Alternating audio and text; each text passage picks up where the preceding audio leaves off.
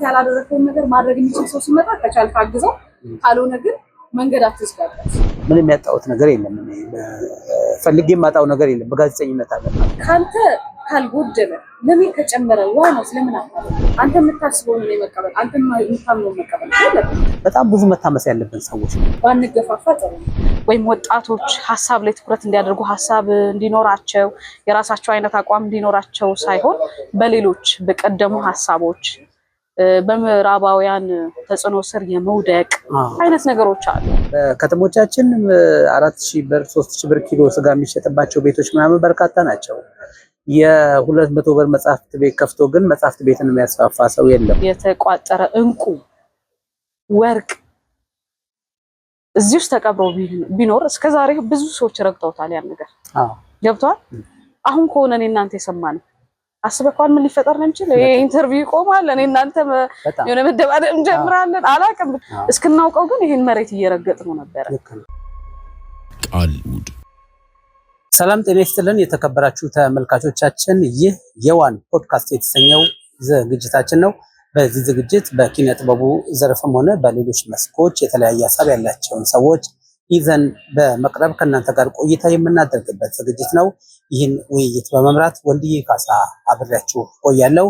እንደተለመደው ዝግጅታችን ምንጊዜም እንዲደርሳችሁ ላይክ፣ ሰብስክራይብ እና ሼር ማድረጋችሁን አትዘንጉ እንላለን። በቀጥታ ወደ ውይይታችን የምናልፍ ነው የሚሆነው።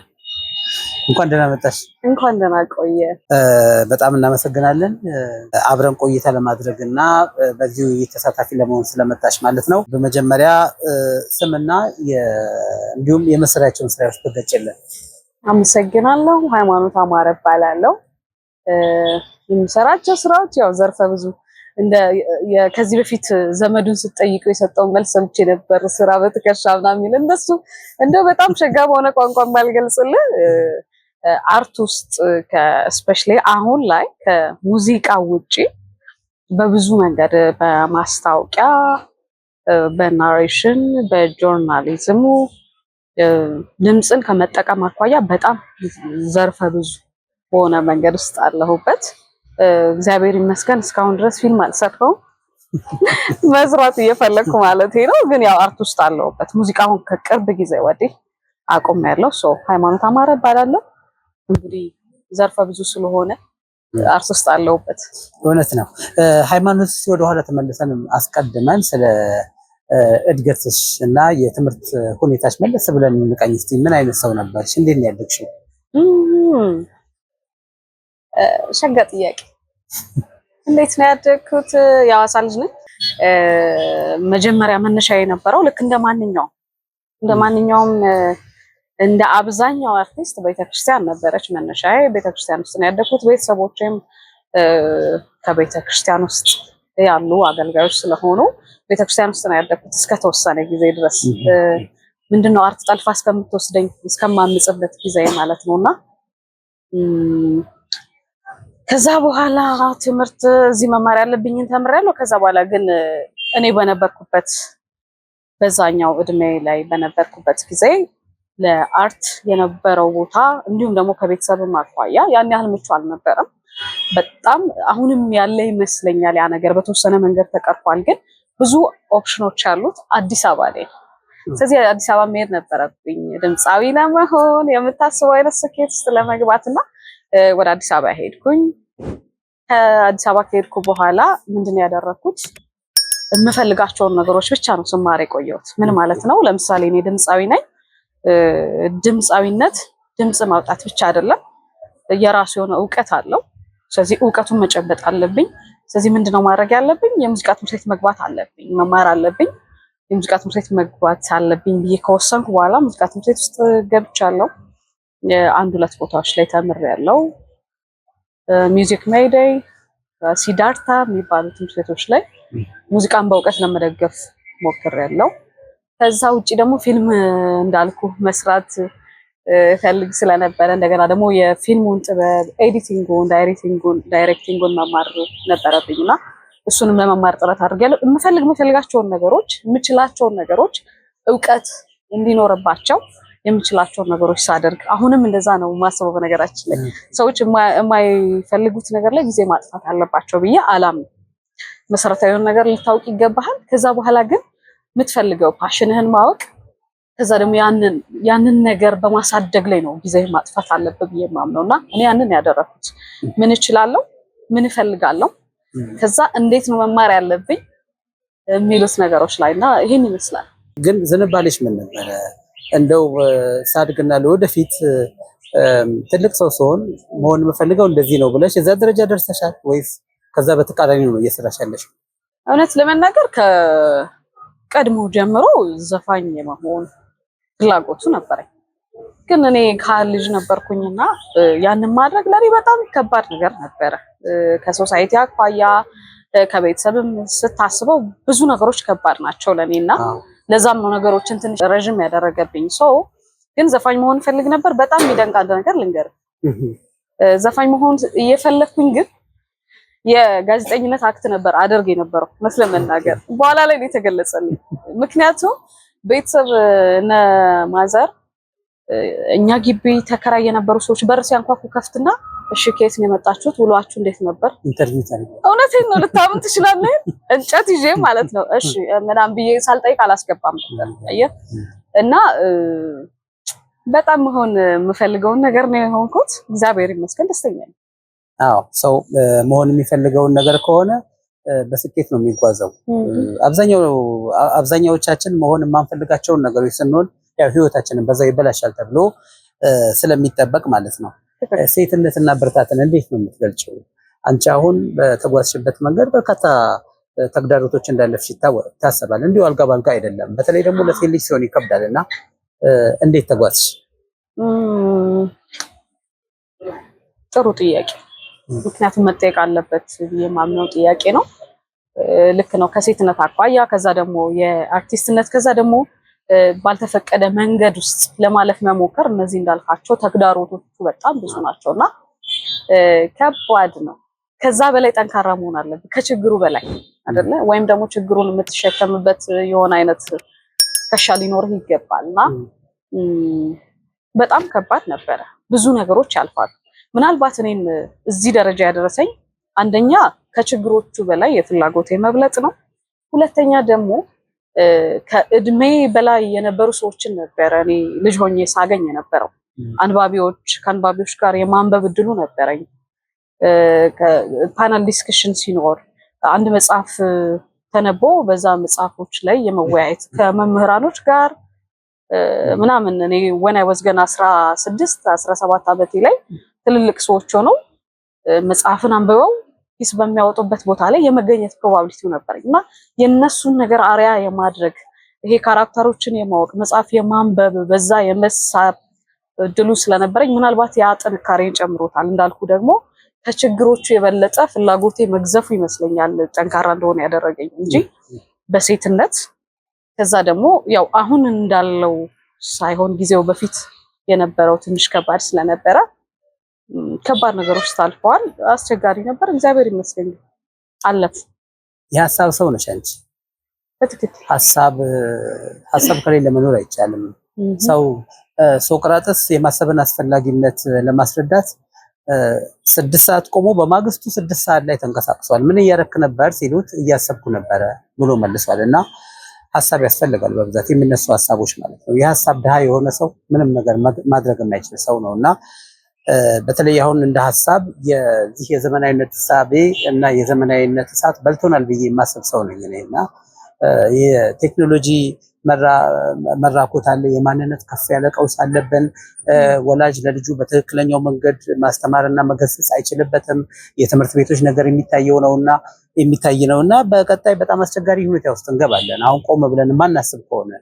ስለዚህ ይሄንን ሀሳብ እንዴት ነው የምትገልጪው አንቺ? በጣም ችግር ሆኖ ስለሚታይ ማለት ነው።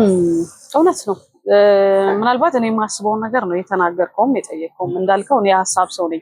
የሀሳብ ሰው ነኝ ስል ይሄ ቃሉን ምናልባት አንዳንድ ሰዎች ሀሳብ የሌለው ሰው አለ እንዴ ሊሉ ይችላሉ። ማመናፈስ ሊመስል ይችላል። ግን የሀሳብ ሰው መሆን የተለየ ነው እስከሚገባህ ድረስ ማለት ነው። እስከገባህ ድረስ እና የሀሳብ ሰው ነኝ። ሀሳብ ይማርከኛል። ለየት ያለ ሀሳብ ከዛ ደግሞ ትርጉም ያለው መፍትሄ ያለው ዘመን ተሻጋሪ ሰው መስራት የሚችል ትውልድን መቅረጽ የሚችል ሐሳብ ሲባል የሐሳብ ሰው ነኝ ስትል ዝም ብለህ ነጥለህ ሐሳብ የምትለዋን ቃል ለመጠቀም አይደለም። እንዳልኩ ትርጉም ያለው ዋጋ ያለው ሐሳብ ይማርከኛል። በእውነት ነው የሚማርከኝ። ልክ ጥሩ ጽሑፍ ሳነብ የሚሰማኝ ስሜት አለ። የሆነ ሰው በጣም ቡና የሚወድ ሰው ቡና ጠጥቶ የሚሰማው አይነት ስሜት ወይም ደግሞ የምትወደው አላቅም የሆነ ነገር ብቻ ስትጠጣ የምትወደው ነገር የሚሰማ አይነት ስሜት ልክ ጥሩ ጽሑፍ ሳገኝ እኔም ለዛ ነው የምሆነውና ጥሩ ሐሳብ ላይ በጣም ነው የማረከው። ሐሳብ እንዳልከው ሐሳብ የሌለው ሰው እውነት ለመናገር ትንሽ ከባድ ነው። ምን አይነት ሰው ነው ብዬ እንደምገልጸው እንኳን አላቅም። ከሐሳብ ነው ሁሉም ነገር የሚጀምረው። አሁን ላይ ሐሳብ እንዴት እየተቃኘ ነው፣ እንዴት እየተኖረ ነው፣ በጣም ከባድ ነው እንዳልከው። እኔም እንዳንተ አይነት ስጋት አለኝ፣ ስፔሻሊ ከአስተዳደግ ጋር ከቤተሰብ ጋር ምናምን እና ምክንያቱም ሐሳብ ላይ ማተኮር ልጆቻችን ወይም ወጣቶች ሐሳብ ላይ ትኩረት እንዲያደርጉ ሐሳብ እንዲኖራቸው የራሳቸው አይነት አቋም እንዲኖራቸው ሳይሆን በሌሎች በቀደሙ ሐሳቦች በምዕራባውያን ተጽዕኖ ስር የመውደቅ አይነት ነገሮች አሉ። ያ ማለት ምን ማለት መሰለህ? አንተ ጋር እምቅ የሆነ ችሎታ አለ፣ ግን ምን በጣም ጥሩ ደስ የምትል ነገር ልንገርህ። ለምሳሌ አንተ የምትኖርበት ቤት ወይም ደግሞ እዚህ የቀረጽንበት ያለበት የተዋበ ስፍራ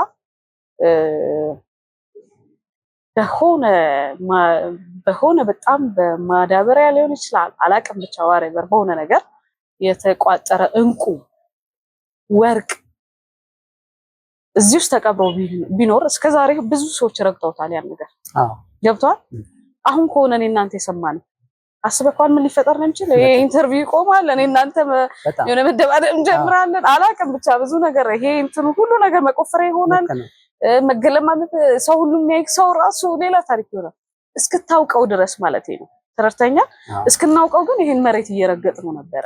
እዚህ መሬት ውስጥ ምን እንዳለ ያወቀን ሰዓት ግን ነገሮች በሙሉ ይቀየራሉ። አውቶማቲካሊ አስተሳሰብ ይቀየራል። ሰዎች ሰላም ሲሉ ራሱ እንዳለኝ ሰምተው ነው እንደብላ ብትል ይችላል። ተረድተኛ ሰዎች ሐሳባቸውን እስካላወቁ ድረስ ወይም ደግሞ በሌሎች ሰዎች የሐሳብ ተጽዕኖ ስር እስከወደቁ ድረስ መቆፈር አይጀምሩም የራሳቸውን ነገር እንዳልኩ ነውና ሐሳብ ላይ መሰራት አለበት። ሰው የራሱን ሐሳብ ማወቅ አለበት፣ ውስጡ ምን አለ። ከዛ ደግሞ እንዳልኩ ለውጥ ማምጣት የሚችል ሐሳብ አይደለ? በዚህ ዓለም ላይ ስትፈጠር የትኛውም ሰው ዝም ብሎ አልተፈጠረም። የሆነ ነገር ታደርጋለህ። ምንም ይሁን ምን ይበዛል ያንሳል፣ ያ ሌላ ጉዳይ፣ ግን የሆነች ነገር አበርክቶት ይኖርሃል። ማንም ይሁን ማን የትኛውም እውቀት ይኖርህ፣ ከየትኛውም ቦታ ተፈጠር የሆነች አበርክቶት ይኖርሃልና ያን አበርክቶትን አውቀህ አበርክተህ ነው ማለፍ ያለብህ። ተረዳኝ። የሐሳብ ሰው መሆን ትልቅ ይመስለኛል።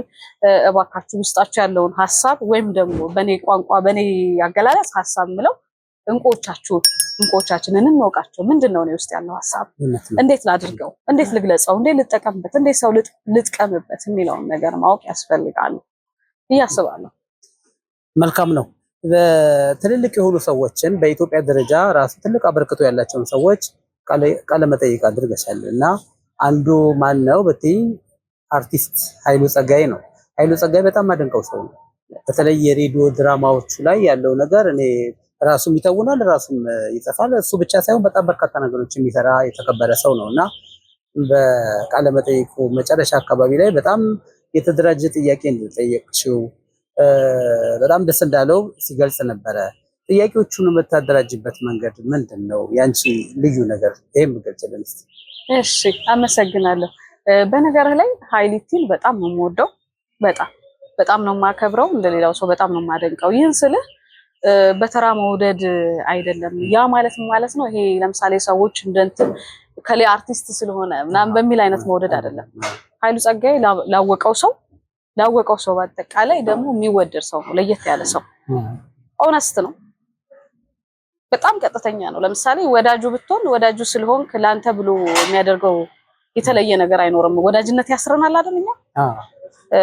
ቀጥተኛ ሰው ነው። በቃ ልክ ካልሆንክ ልክ አይደለም፣ ይወድሃል። አዎ ጥግ ድረስ ሰዎችን ለመርዳት እኔ ኃይሉን ስተዋወቅ ፊልም መስራት ፈልጌ ነበር የተዋወቁት። እስቲ ደግሞ ይሄኛው ሰውዬ ካሰራኝ ምናምን ብዬ ደውዬለት ያገኘሁትና በኋላ ላይ ግን ስብዕናው በጣም የተለየ ሰው፣ ቅን አርቲስት ሆኖ ቅን መሆን ትንሽ አሁን ላይ በተለይ የከበደ መሰለኝ። እና አርቲስትነት ፕላስ ከዛ ቅንነት ሌላ ማንነት። ኃይሉ ማለት ያ ነው። በጣም ቅን የሆነ ሰው ሰዎች ትልቅ ደረጃ ላይ እንዲደርሱ ያላቸውን አቅም እንዲያወጡ የሚፈልግ አይነት ሰው የሚወደድ ስብዕና ያለው ሰው ነውና ኃይሊቲን በጣም በጣም ማደንቀው። ከዛ ደግሞ ሰርፕራይዝ የሆንኩበትም ሰው ነው በማንነቱ እንዳልኩ ባስተሳሰቡ አጋዥ ነው፣ ደጋፊ ነው፣ አባት ነው፣ ታላቅ ወንድም ነው። ከዛ ደግሞ ሙያውና የሚችላቸው የሚያውቃቸው ነገሮች ከሱ ጋር ስትሆን እኔ ከሱ ጋር ስሆን የምናወራቸው ነገሮች በጣም በቃ እንዳልኩ የሀሳብ ሰው ነው። ብዙ ነገር ማንሳት ትችላለህ። በየትኛውም ነገር የማይነጥፍ ሰው ነው ኃይሉ ጸጋዬና እንዳልኩ ቅድም ላይ የምወዳቸውን ነገሮች ተምሬያቸዋለሁ ብያለሁ። ጥቂት እውቀት እንዲኖራቸው አድርጌያለሁ እና በዚህ በጆርናሊዝሙ የተወሰነ ኮርስ ስለነበረኝ በጣም ወደው ሙያ ነው። ጋዜጠኛ በጣም በጣም ዝግጁ ልክ እንደ ወታደር መሆን አለበት። እንዲሁም ደግሞ ማጥናት አለበት። ዝግጁ መሆን አለበት። ከምትጠይቀው ሰው ጋር የሚገጥም ነገር አይታወቅም። ብዙ ነገር እንደሚያጋጥም ታውቃለህ መቼ ስላንተ አልነግርህም። ብዙ አይነት ሰው ያጋጥማል። በጣም ብዙ አይነት ከፍ ያለ፣ ከዛ ደግሞ ዝቅ ያለ፣ ከዛ ደግሞ መካከለኛና አንተ ግን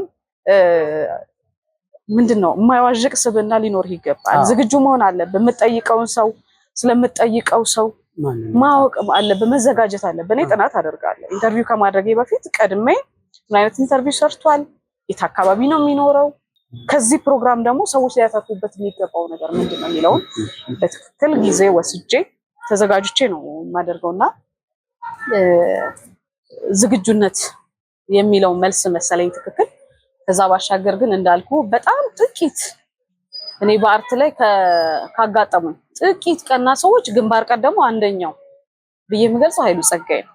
ሲቀጥል ደግሞ አዲናት አዳነች ወልደ ገብርኤል በጣም በቃ ለየት ያለች ሴት ናትና ሁልጊዜ ምሳሌዎቼ ናቸው። በዛው ልክ በጣም ከባድ አይነት ሰዎች አጋጥመውኝ ስለሚያውቁ ማለት ነውና በጣም ወደው ማከብረው ኃይሊትዬ በዚያው አጋጣሚ ባለህበት እድሜና ጤና ይስጥ ኑርልን። በጣም ነው በጣም ነው ማከብር ማለት ፈልጋለሁ። መልሼ ይላል አይደል? አዎ በጣም እናመሰግናለን።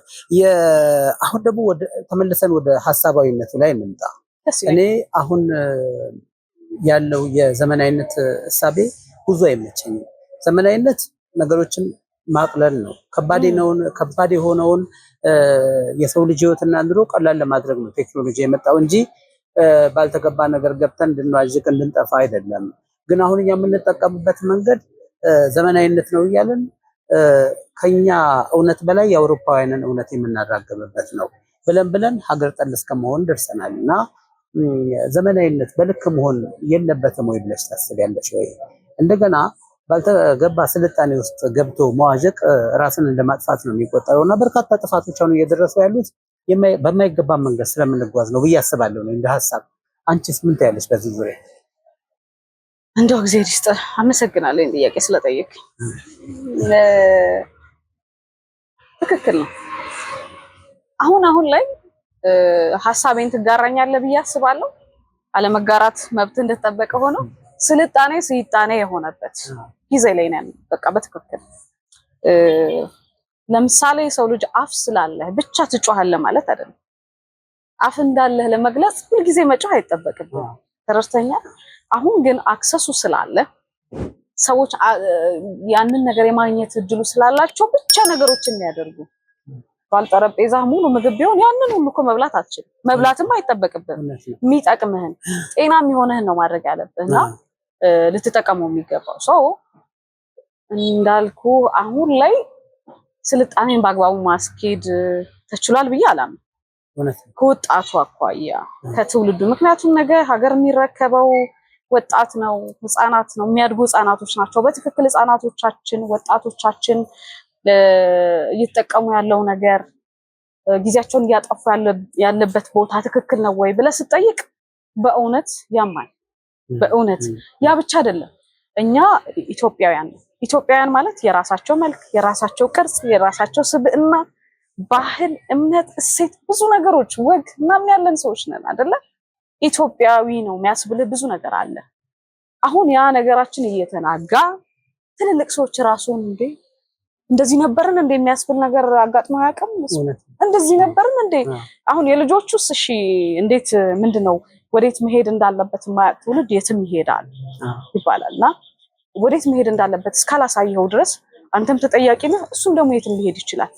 ያ ሳይሆን የነሱንስ እሺ እኛም ተጠያቂ ሆንን እነሱም ደግሞ እጃቸው ኖረበት ትላለህ።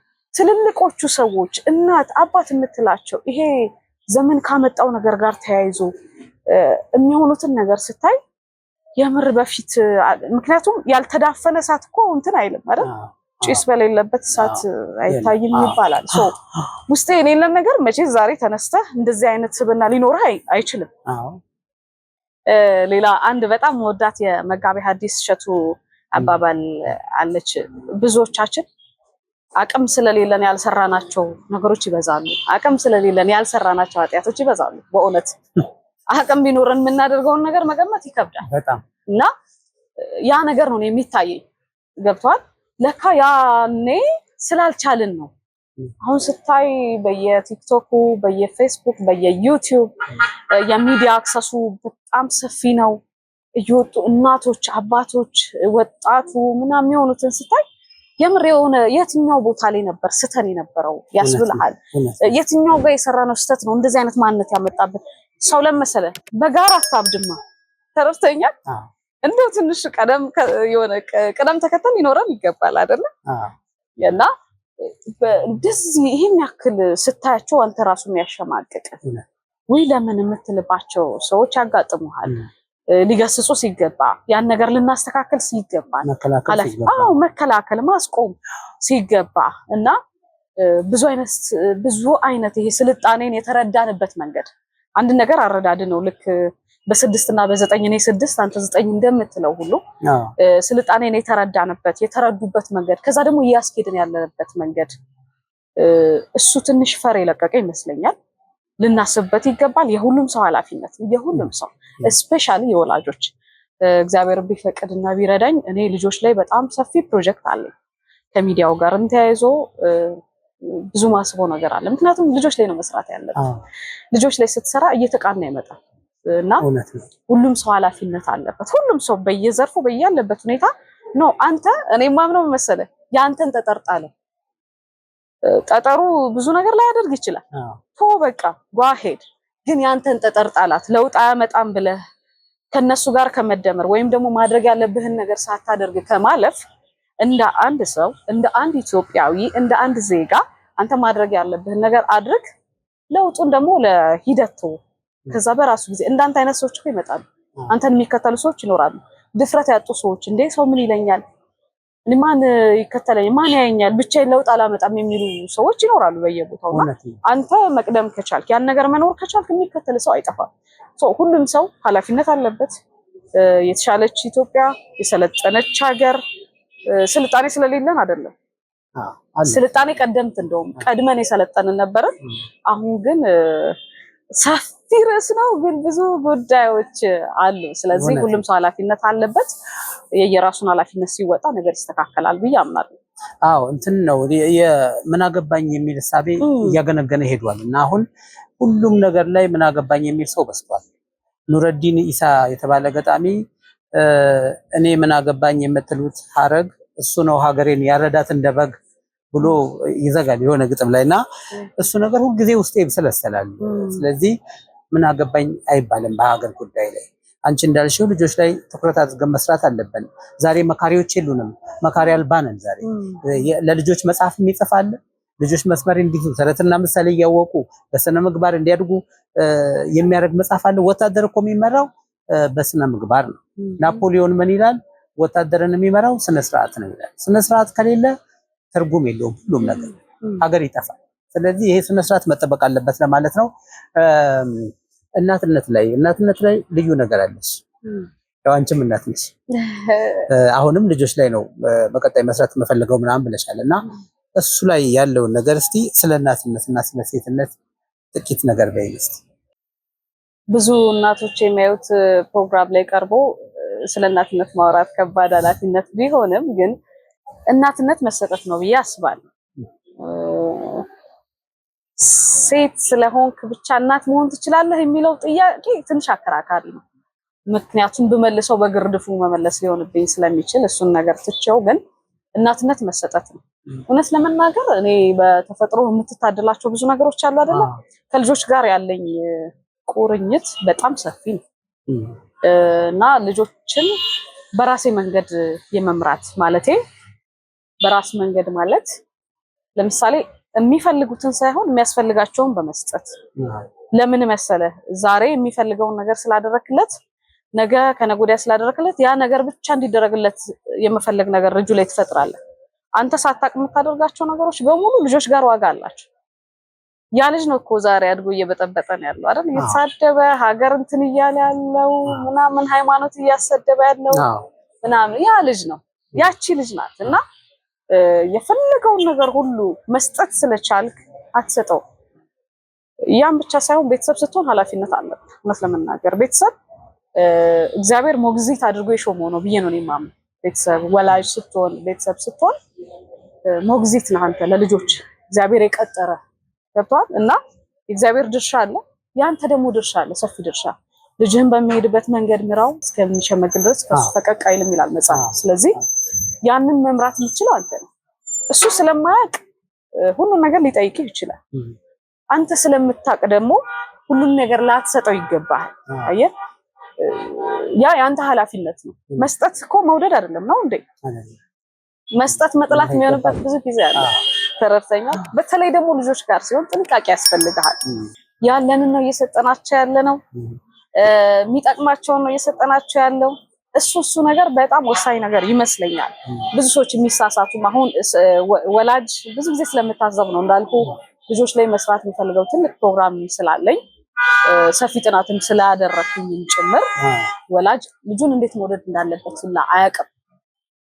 አንዳንድ ወላጅ አይተህ ከሆነ ምክንያቱም የጠየቀውን ሁሉ ስለሰጠው ወደድከው ማለት አይደለም፣ ስላልቀጣኸው ወደድከው ማለት አይደለም። ይዘቱ ይለያይ። እንዴት ነው የሚለውን ነገር ማወቅ አለብህ እንጂ ልጅህን መቅጣት ባለበት መንገድ እኮ ትቀጣዋለህ። ዘመናዊ ቅጣት የሚቀጣል እኮ አይደል? የሚያስተምረው እስከሆነ ድረስ የሚጠቅመው እስከሆነ ድረስ ነገ አንተ የምታዝንበት ሀገር የምትማረርበት ልጅ እንዳይፈጠር ኃላፊነቱ አንተ ላይ ተረዳኸኝ? ያ አንተ ኃላፊነት እስከሆነ ድረስ እናትነት እንዳልኩ መሰጠት ነው።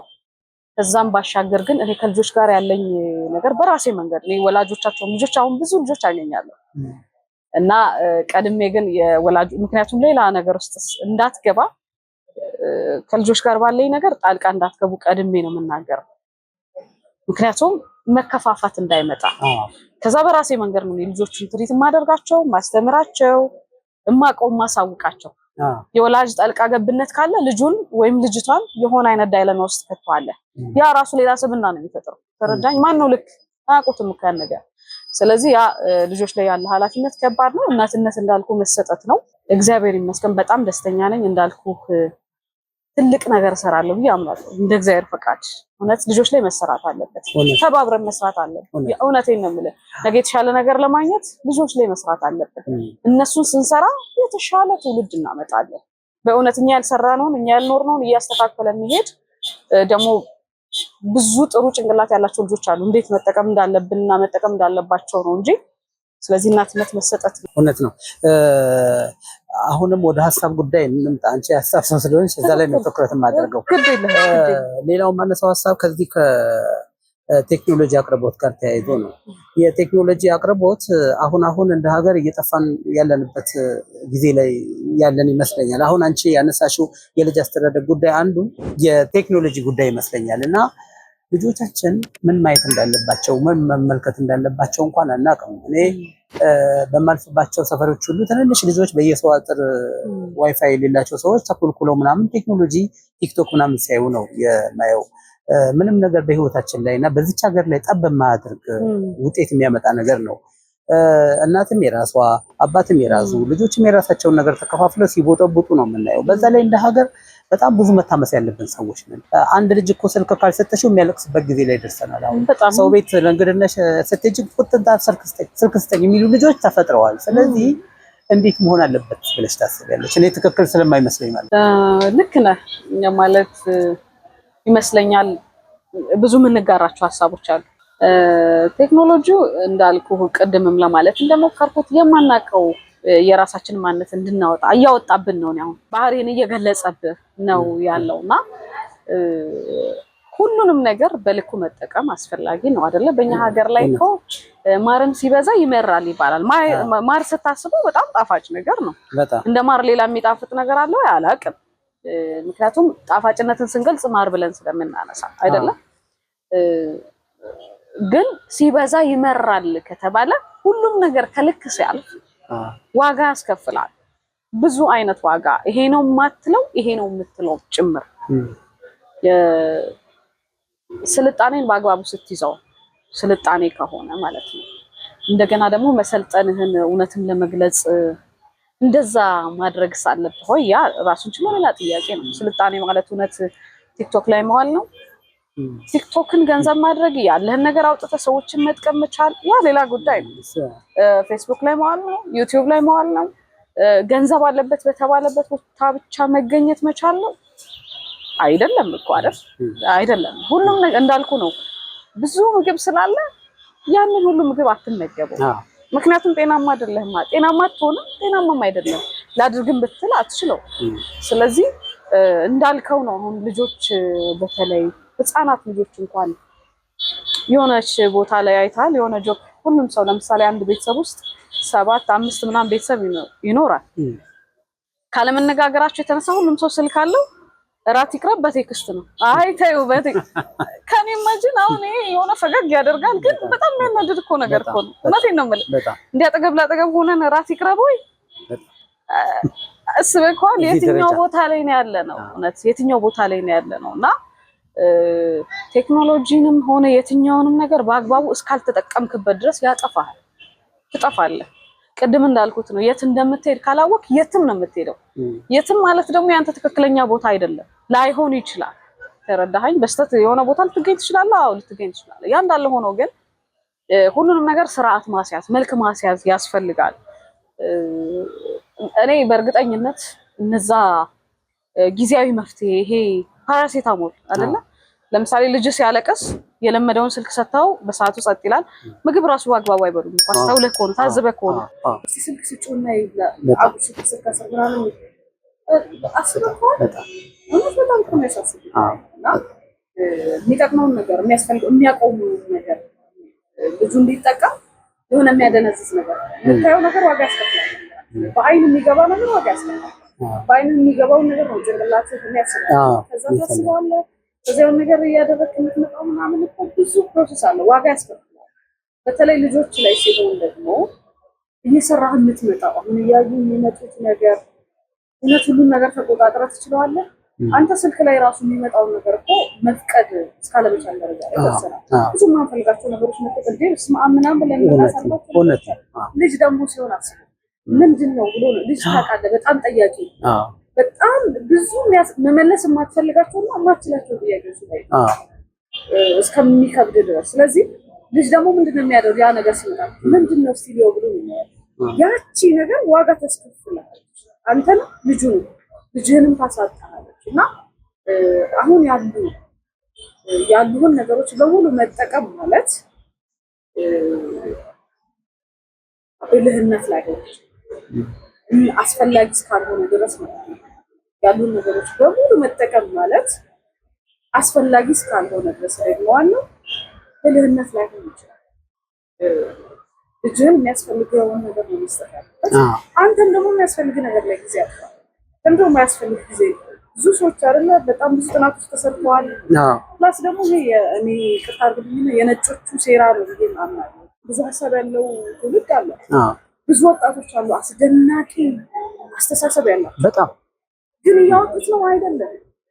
ለምን የሆነ ነገር ዛሬ ዜና ላይ ራሱ ላይ የሆነች ዜናዎች እንትን ለማለት ራሱ ገብተህ የምታጠፋውን ጊዜ ስታሰላው አንተ ራስን ኮንትሮል ማድረግ እስካለመቻል 30 ደቂቃ ብለህ 30 ደቂቃ ላይ አታቆም። አየህ በሆነ ተጽዕኖ ስር መውደቅ ማለት ይሄ ነው። ገብቶሃል? ሳታስበው እየተያዝክ ነው ማለት። ስለዚህ ሁሉም ሰው በተለይ ከልጆች ጋር እንዳልኩ ልጆች ላይ በጣም ስለምንለ ትልልቆች መቼም እንግዲህ ተስፋ ቆርጦ ነው አላውቅም፣ ወይም ደግሞ ብዙ ምክንያቶች አሉ። እነሱ እንዳልሆኑ በተለይ ልጆች ታዳጊዎች ላይ፣ ወጣቶች ላይ፣ ህፃናት ላይ ስልጣኔን ባናምታታ አቅማቸውን እንድናቅ እንዳልኩ ዛሬ ሀገር የሚረብሽ ማንፈልጋቸውን ነገሮች እየተናገረ ያለ ወጣት እየተፈጠረ ያለው ትናንት ባላስተካከልከው ልክ እናቴን በእንቁላሉ በቀጣሽ እንዳለው ልጅ እንዳለው ወጣት በእንቁላሉ መቅጣት ይችላል። ራሳችን እየሰጠናቸው ነገ አንተኑ ነው የሚያጠፋው። ተረፍተኛ ያ ሰው ነው እኮ የሚያጠፋው። ያ ዛሬ ከጎረቤት ልጅ እንትን ይላል እንዴ? አይናገርም አይደለ? ያ ኃላፊነቶቻችንን ያ ኢትዮጵያዊነታችንን አተነዋል። በፊትኛ ጎረቤት ያየናል ብለን ማናደርጋቸው ነገሮች ይበዛሉ። እናት አባት ባያዩ ጎረቤት ያየኛል ብለን ማታደርጋቸው ብዙ ነገሮች አሉ። ይሄ እኮ በጣም ትልቅ ነገር ነበር። ዛሬ ላይ እስከ አተነው በቃ ይሄ ድፍረት አይሉት፣ ብልጠት አይሉት፣ እውቀት አይሉት መረን እስከመውጣት ደረጃ ብዙ ነገሮች እኔ እንግዲህ ሀሳብ የሚቀሩ ሰዎች ይኖራሉ ብዬ አስባለሁ። ስለሚያሳስበኝ ጭምር ስለምናደድ ነው። እና ያለህን ነገር በአግባቡ ልትጠቀሙ የሚገባው እንዳልኩ ማርም ሲበዛ ይመራል። ስልጣኔንም ቢሆን ቴክኖሎጂንም ቢሆን አስፈላጊ በሆነ ሰዓት ብቻ አስፈላጊ ለሆነ ነገር ብቻ መጠቀም ብልህነት እውቀትን የሚባለው እሱ ይመስለኛል። በትክክለኛው መንገድ መጠቀም መቻል ነው እንጂ ያለውን ነገር አጠቃላይ ማድረስ ነው እውቀት አለ አላዋቂ ነው።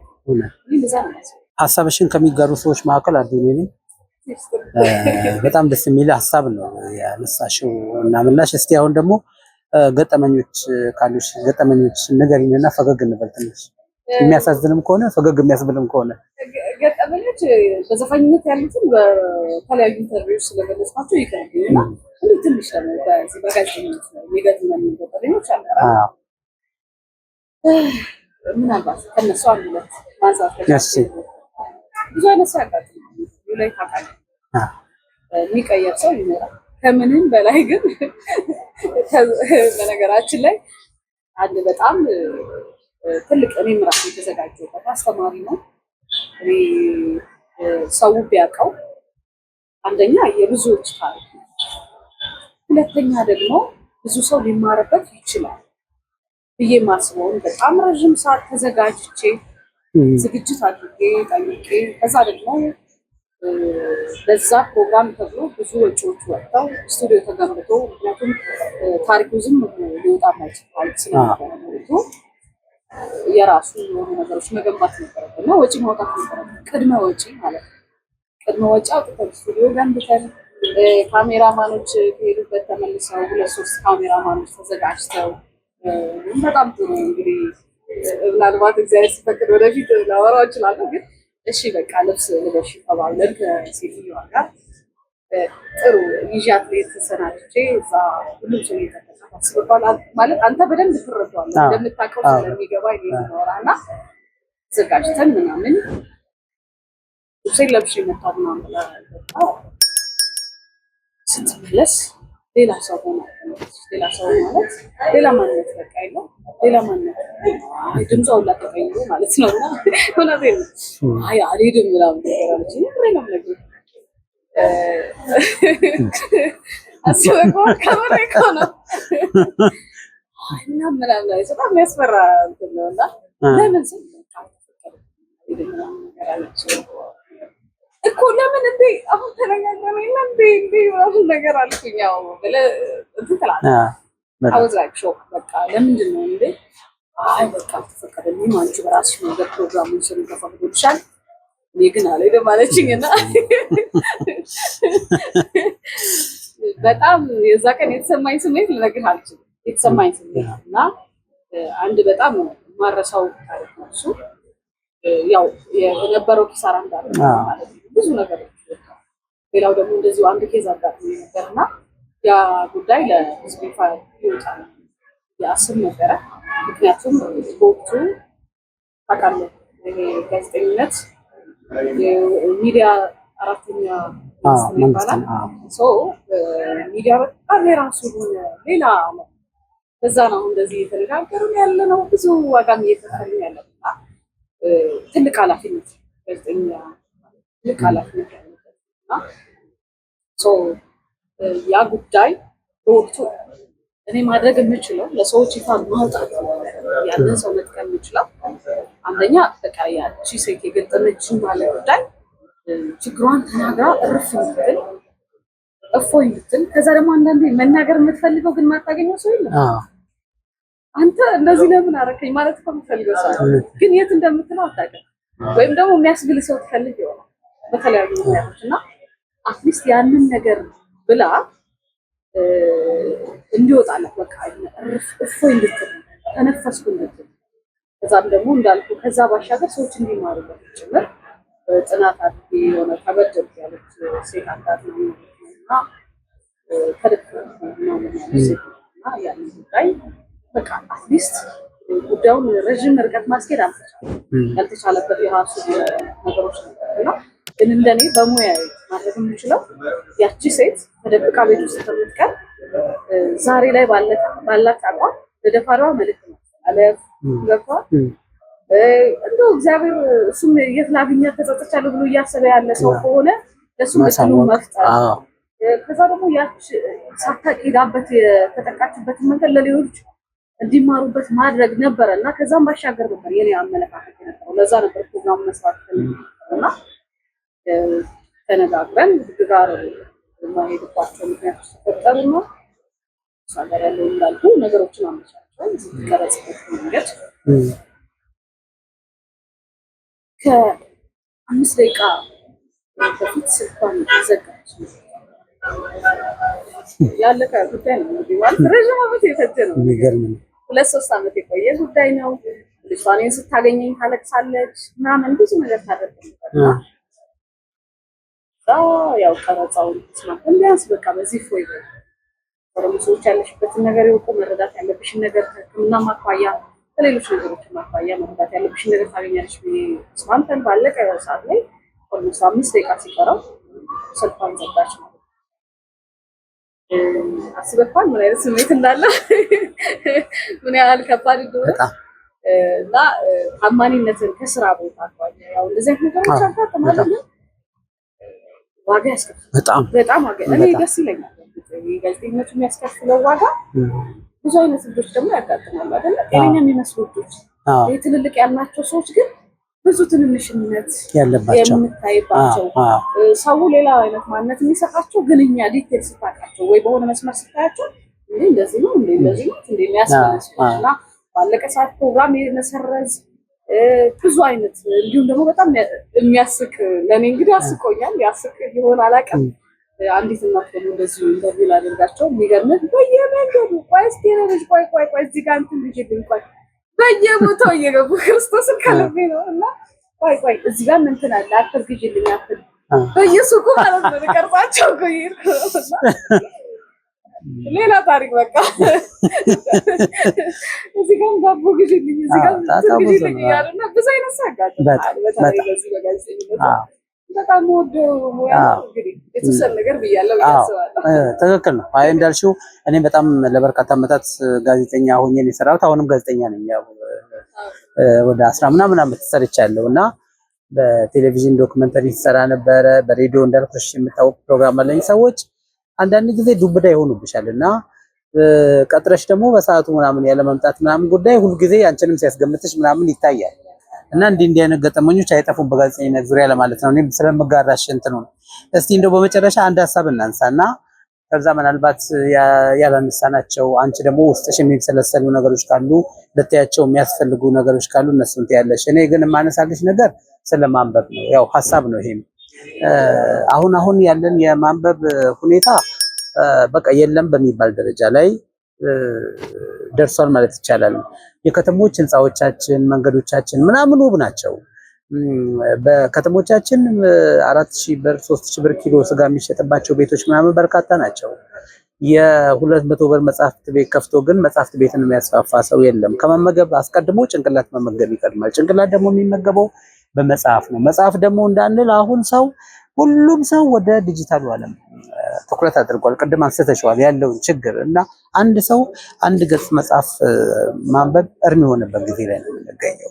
እኔ ምን ማድረግ እችላለሁ? ምንም ነገር የለኝም፣ መጽሐፍ ነው ያለኝ እኔ አሁን ቤቴ ውስጥ ማለት ነው። እስከ 800 ስገባ እኔ እኮ ጅል ሰው ነኝ ይላሉ። በዚህ ዘመን ለራሴም ያልሆንኩ ለማህበረሰብም ያልጠቀሙ በቃ ኋላ የቀረብ ሰው ነው ብዬ እገረምና እስቃለሁ። አንዳንድ ጊዜ ይሄን ሁሉ ነገር ሰብስቤ ኮተት ምናምን ብዬ ሁሉ አስባለሁ። ግን በርካታ ቁም ነገሮች ያገኘሁት ደግሞ ከዛ ነው። አሁንም ሪፈርም አድርገው ከዛ ነው። ምንም ያጣሁት ነገር የለም። ፈልጌ የማጣው ነገር የለም። በጋዜጠኝነት አለ ማለት ነው። ኢቭን ለምናገረው ነገር ራሱ የሚያስተምሩኝ መጽሐፎቼ ናቸውና አሁን የማንበብ ጉዳይ አጠያቂ ችግር ውስጥ ገብቷል። ሁሉም ስልኩ ላይ ነው እንጂ ቢያነብም ስልኩ ላይ ነው እንጂ ቢሰራም ወደ መጽሐፍ ገልጾ እንደዚህ ምናምን የሚያይ ሰው የለም። ያላነበበ ማህበረሰብ ደግሞ የሞተ ማህበረሰብ ነው። እድገታችን እንዲከፍ እያለ የሚሄደው ስናነብ ነው፣ በማንበብ ሲገነባ ነው። አውሮፓውያን እኮ ከኛ ቀድመው አንብበው ነው። ዛሬም ቡናም እየጠጡ መጽሐፍ ማንበብ ነው ስራቸው። ታክሲ ውስጥ መጽሐፍ ማንበብ ነው ስራቸው። እኛ ግን አበስተን ርቀናል እና በዚህ ጉዳይ ላይ የሆነ ነገር በይንና እስቲ መልክ እሺ አውነት ባህላችን ድሮም ሲለፈፍበት ነበር። ጥሩ አይደለም ያለበት ብዙ ዘመን ነበር። አሁን ደግሞ ጥሩ አይደለም የማለት አቅም የጠፋበት ጊዜ ነው የሚመስለው። በፊትና አንብብ ምናምን የምንልባቸው ጊዜያቶች ነበሩ። አሁን ደግሞ እናንብብ ራሱ መባባል ትንሽ የጠፋበት ጊዜ። ምክንያቱም መጽሐፍ ማንበብ ያው መጽሐፍ ዋጋ ያስከፍላል። በጣም ዝም ብሎ መጽሐፍ አይጻፍም።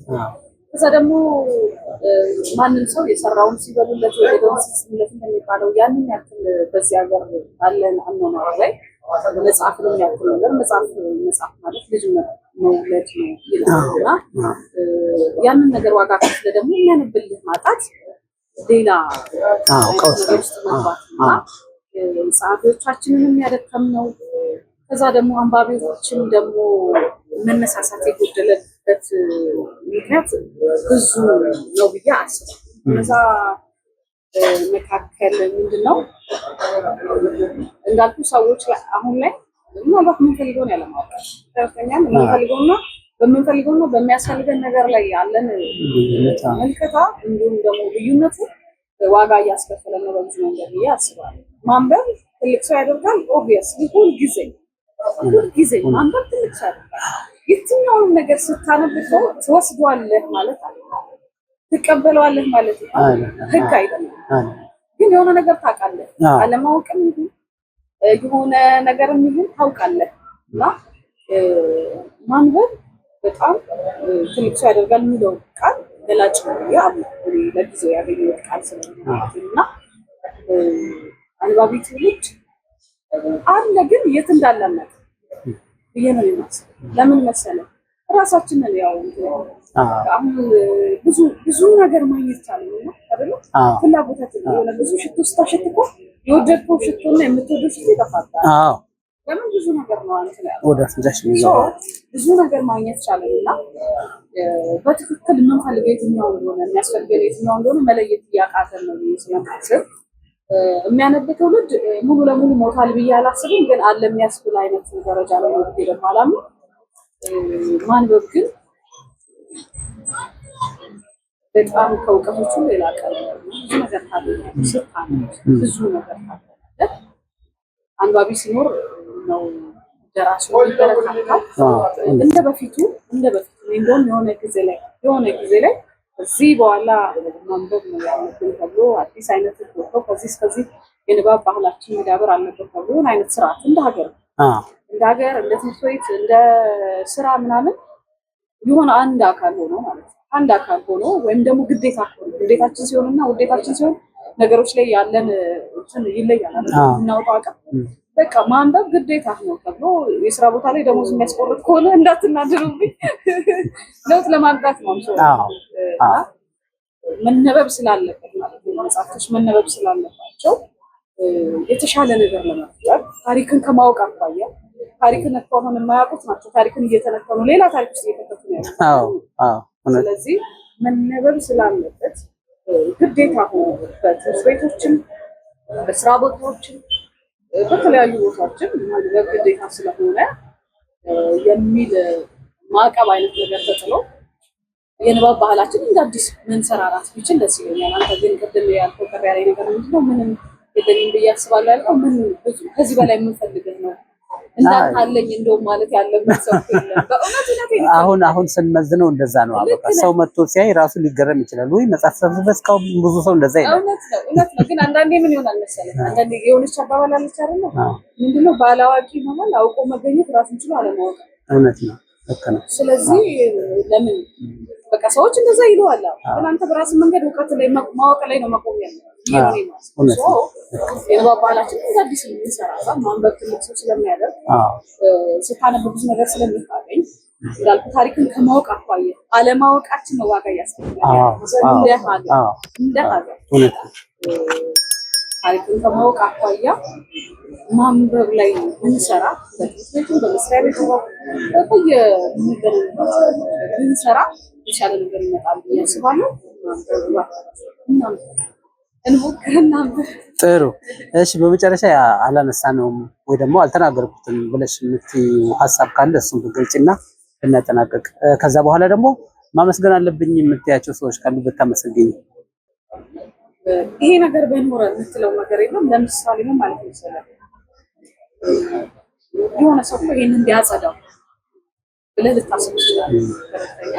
ይሄንን ቢያጸዳው ቢጠርገው እኮ ያምር ነበር፣ ወይም ደግሞ ቀለም ቢቀባው እንዲሆን ነበር ብለህ የምታስበው ነገር ይኖራል። ማሰብ ብቻ ሳይሆን አንተ ያንን ማድረግ ስላልቻልክ ሊሆን ይችላል ያሰብከው፣ ወይም ደግሞ ማድረግ ችለህ ማድረግ ፈልገህ ስላልቻልክ ሊሆን ይችላል ያንን ሀሳብ ያሰብከው። ተረድተኛል ብዬ አስባለሁ።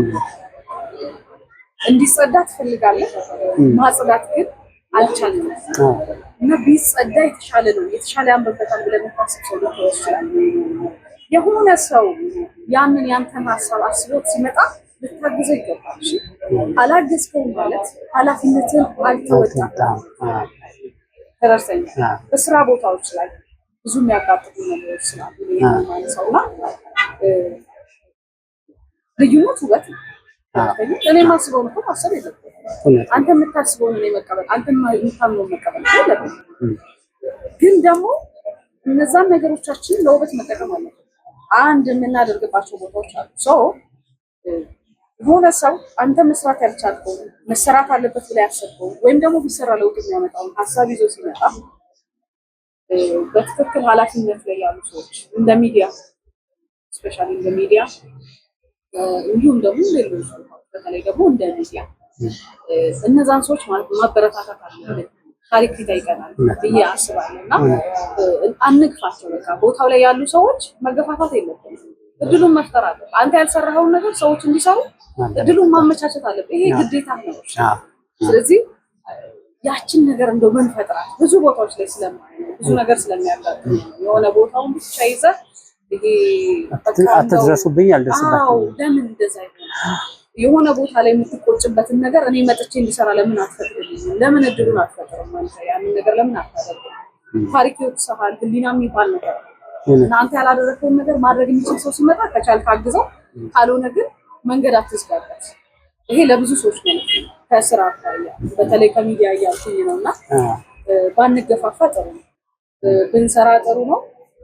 ብንተባበር ጥሩ ነው። አንድ ስንሆን ያምርብናል። ብዙ መስራት የምንችላቸው ነገሮች አሉ። የሚሰሩ ሰዎችን ማበረታታት አለብን። በጣም ማበረታታት አለብን። ስናበረታታ ነው የሚሞክሩትን ስታበረታታ ነው የሚችሉትን መስራት አይደለም። ስለዚህ አንገፋፋ። ባካት እድል እንስጣጥ። አንተ ጋር ያለው እኔ ጋር ያለው ነገር እናጋጨው። እስቲ እናዋጣው። አሁን አሞን አለ እንደ ታሪክ ያመመን እንደ ኢትዮጵያ ያመመን ነገር አላት። ለውጭ ነገር አለ። አንተ ጋር ምን አለ? እኔ ጋር ምን አለ? እንዴት እናድርግ? አንድ ላይ ስትሆን ይሄ እጅ አንድ ላይ ስለሆነ ነው የሚያጨበጭበው። ብቻውን ማጨብጨብ አይችልም።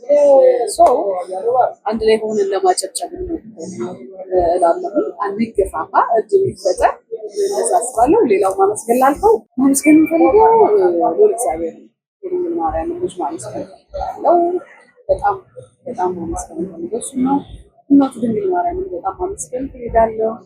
ሚካኤልም ያለማንሳት አልችልም። አምሶር ይሄን መቁረጥ አትችሉም። በነገራችን ላይ ይሄን መቁረጥ አልፈቅድላችሁም ማለት እኔ ምንም ስለሆንኩኝና ከዛ ውጭ ደግሞ በዙሪያ ያሉ ሰዎች ይኖራሉ። በደከምኩ ጊዜ አይዞህ የሚሉ ቤተሰብ፣ ጥሩ ጥሩ ወዳጅ ደግሞ ጥቃቅን ትንሽም ቢሆን ጥሩ ጥሩ ወዳጅ አላት። በደከመ ጊዜ አይዞህ እስቲ ይሄድ የሚሉ ደክመን እንዳንቀር ወድቀን ደግሞ ወደቅንበት እንድንነሳ ጉልበት የሆኑን የሚሆኑ ሰዎች አሉና እነዛ ሰዎች ከሊት ማለት አይቻልም። ነገር ግን ጉልበት እንደሆኑ እነሱ ራሱ ለተሰማቸው ሰዎች ስሜቱ እነሱ ጋር ድረስ ለደረሰ ሰዎች ምስጋና ይድረስልኝ። ለቤተሰቦቼ፣ ለባለቤቴ፣ እንዲሁም ደግሞ ለጥሩ ጥሩ ወዳጆቼ ሀሳቤን ለሚደግፉ ስራዬ ላይ ለሚያበረታቱኝ እነዛ ሰዎች እና ለሚሞግቱኝ የተሻለ ሰው እንዲሆን ለሚያደርጉኝ ሰዎች ምስጋና ይድረስ። እናንተ ነው ልልሽ ነበር እናንተንም እንዴ አንተንም በርታ ተበራታ የመጽሐፍ አውደሪ አዘጋጅተህ የንባብ ማህበረሰቡን ደግሞ አንተ ራሱ እንደገና የሆነ ነገር እኮ ማሰብ አለበት። ጽፌያለሁ እኮ መጽሐፍ እኮ አለኝ 3 መጽሐፍ እኮ ጽፌያለሁ። ጋዜጠኛ በነገራችን ላይ ሲያረጅ ይባል ነበር። እያረጀሁ ነው። ያን ሳይደርስ መጽሐፍ ጥሩ ነው፣ ግን ደግሞ ካንተ በጣም ብዙ ነገር ስለሚጠበቅ እነዛ መጽሐፎች አዘጋጅተህ አሰባስበህ ደግሞ የማንበብ ብዙ ነገሮች ማድረግ ይቻላልና አንተ ደግሞ ጠየቀኝን ይሄን የመሰለ ሸጋ ሀሳብ ጊዜ እንዲኖረን ስላደረግ ጠያቂውን አንተን ማመስገን እፈልጋለሁ። ካሜራማኖቻችንን ደሳስ የሚሉ ወጣቶች ማለት የሆነ የመስራት ፍላጎታቸው ከዛ ትህትና ጥሩ ነው። ትህትና ትልቅ የሚያደርጉት ትህትና የወዳጅ መሳቢያ ገመድ ናት። እስካልጠፋብህ ድረስ የሆነ ቀን እንዳይጠፋባቸው መጠንቀቅ አለባቸው እያምናለሁ። መበረታታት አለባቸው። እንዲሁም ደግሞ ላይክ፣ ሰብስክራይብ፣ ሼር ምናምን አድርጓቸው። እንደዚህ አይነት እውነት መደረግ አለበት። እንደዚህ አይነት ቁም ነገር መታየት አለበት። በቃ የሆነ ቦታ ላይ እንዲደርስ እና የሆነ ስጣብ የምትል ነገር ትኖራለች። ግዴላት በዛ ላይ ደግሞ ካንተ ካልጎደለ ለምን ከጨመረ ዋናው ስለምን አታደርግ? እውነት ነው። ቅንነት ማለት ነው። ለአንተ የማይጎልብህ ግን ለኔ የሚጨምርልኝ ነገር ማድረግ ቅንነት ነው። ይሄ ሰዎች እነሱ ይሄንን ስላደረጉ ለሌሎች ሼር ስላደረጉት ከነሱ የሚቀነስ ምንም ነገር የለም። እዚህ ጋር ግን የሆነ የምትሞላት ነገር ትኖራለች እና የሚችሉትን የሚሞክሩትን እያበረታታን የተሻለውን ሚዲያ እየፈጠረን እያገዝን እንሄዳለን ብያምናለሁ። ይሄንን የምታዩት በሙሉ እባካችሁ እንግዲህ እባካችሁ እነሱም ተበራርተው ጉልበት አግኝተው የተሻለ ቦታ ላይ የሚያስቡትን አይነት አገልግሎት እንዲኖራቸው ማገዝ አለባችሁ፣ መተጋገዝ አለብን ብዬ አስባለሁ። ይህን ይመስላል። በጣም እናመሰግናለን።